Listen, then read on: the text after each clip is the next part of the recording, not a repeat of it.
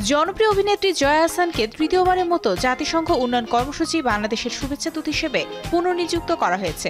2022 সালে প্রথমবার এই দায়িত্ব গ্রহণের পর থেকে তিনি ধারাবাহিকভাবে ইউএনডিপির সঙ্গে কাজ করে আসছেন। তার এই মেয়াদ এখন নবায়ন হয়ে আগামী 2 বছর অর্থাৎ 2027 সাল পর্যন্ত বহাল থাকবে।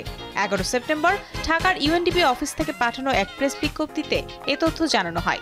এতে উল্লেখ করা হয়, আগামীতে শুভেচ্ছা দূত হিসেবে জয়া আহসান টেকসই উন্নয়ন লক্ষ্যমাত্রা বা এসডিজি বাস্তবায়নে জনসচেতনতা ও জনসমর্থন বাড়াতে কাজ করবেন। বিশেষ করে দারিদ্র্য হ্রাস, জেন্ডার সমতা প্রতিষ্ঠা, জলবায়ু পরিবর্তন মোকাবেলা ও উন্নয়নের অন্যান্য গুরুত্বপূর্ণ ক্ষেত্র নিয়ে তিনি প্রচার ও জনসচেতনতা কার্যক্রমে সক্রিয় ভূমিকা রাখবেন। নতুন দায়িত্ব নিয়ে সবাই মিলে একটি সুন্দর ভবিষ্যৎ গড়ে তোলার প্রতিশ্রুতি পুনর্ব্যক্ত করেন জয়া।